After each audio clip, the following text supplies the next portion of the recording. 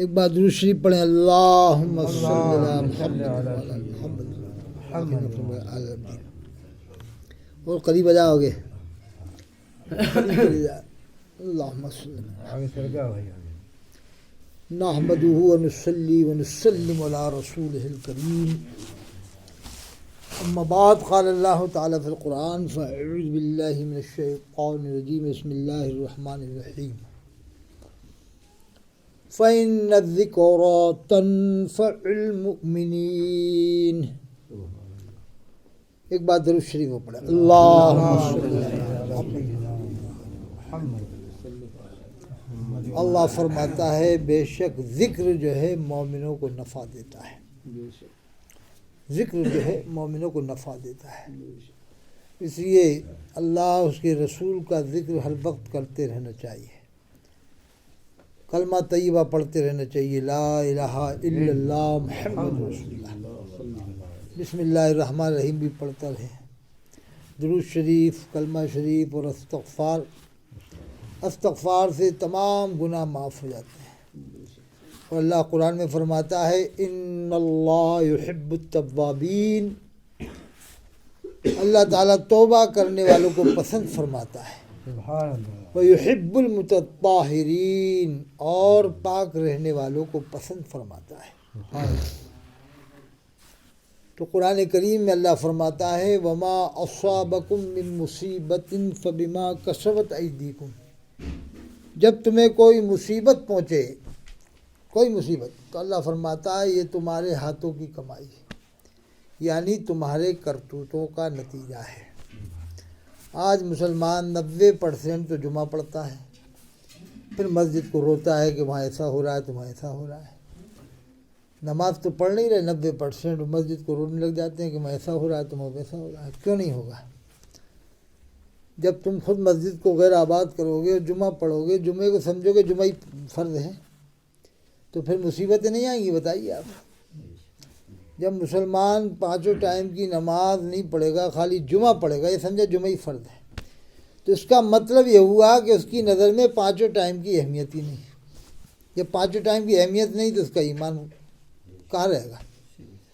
اس کا مطلب کلیئر ہے، جمعہ پڑھنے کا مطلب کلیئر کہ 5 ٹائم کی نماز کو سمجھتے ہی نہیں ہے، سمجھتا تو جمعے کی طرح سے 5 ٹائم کی نماز پڑھتا، جب 5 ٹائم کی نماز پڑھتا تو اللہ اس کو کامیابی عطا فرماتا۔ تو ایسے یہ عہد کرو کہ انشاءاللہ ہم جمعے کی طرح سے 5 ٹائم کی نماز پڑھیں گے، تو ہندوستان میں پھر ہمارے اوپر کوئی مصیبت نہیں آئے گی۔ آدمی 2 چیزیں طے کر لے، ایک حلال روزی اور ایک 5 ٹائم کی نماز، حلال روزی یہ مین چیز ہے۔ بڑے پیر صاحب حضرت شیخ عبد القادر جیلانی رحمۃ اللہ علیہ کے والد مالد نے ایک سیف کھایا اور کتنا بڑا سفر کیا تھا، اسی نتیجے میں اللہ نے ان کے گھر میں حضرت شیخ عبد القادر جیلانی جیسے ولی کو پیدا فرمایا۔ سمجھ گئے آپ؟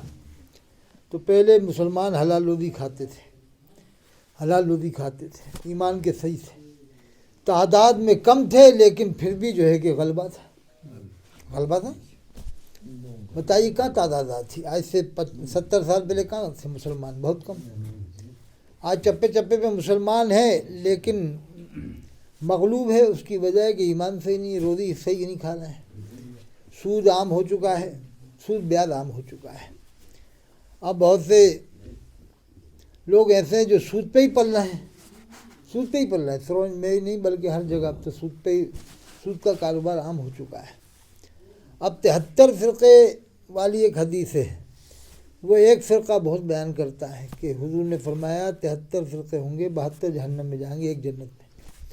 ایک فرقہ مخصوص ہے ہندوستان میں، وہ یہ حدیث بیان کرتا ہے، اور حدیث ہے، بالکل صحیح بات ہے۔ میں نے کہا کہ کیا یہی ایک حدیث ہے اور حدیث نہیں معلوم؟ تو وہ اچھے خاصے لوگوں کو جہنمی بنانا شروع کر دیتا ہے، نماز پڑھنے والوں کو، حج کرنے والوں کو، روزہ رکھنے والوں کو، زکوٰۃ دینے والوں کو، بس وہ ایک ہی حدیث بیان کرے گا 72 فرقے جہنم میں جائیں گے، ایک جنت میں۔ تو میں نے کہا کیا ایک ہی حدیث ہے اور حدیثیں نہیں ہیں؟ حضور فرماتے ہیں جس نے جان بوجھ کر ایک نماز چھوڑ دی اس نے کفر کیا، جان بوجھ کر۔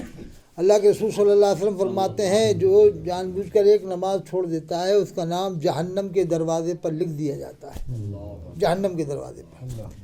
تو تو وہ ایک جو مخصوص فرقہ ہے بس ایک حدیث بیان کرے گا، 73 فرقے ہوں گے، لیکن میں نے کہا کہ اور بھی تو حدیثیں ہیں، وہ بھی تو بیان کر.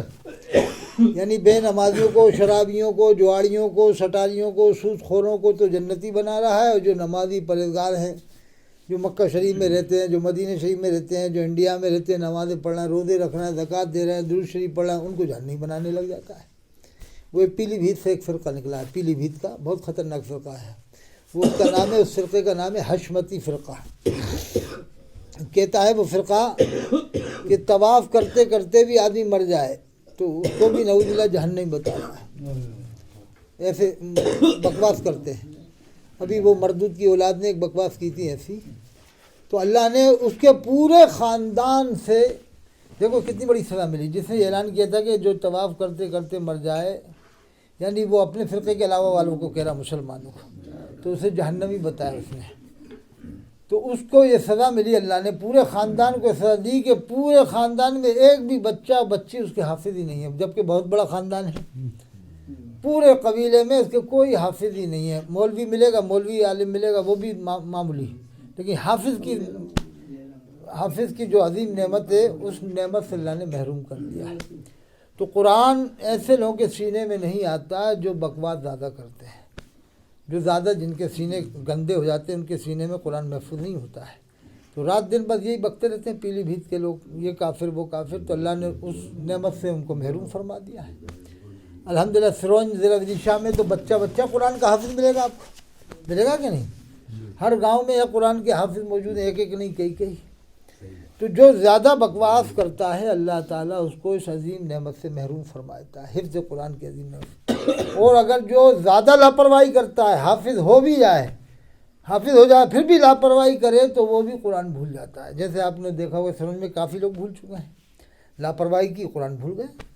تو اللہ تعالیٰ ہم سب کو قرآن کریم کو سمجھنے کی توفیق عطا فرمائے.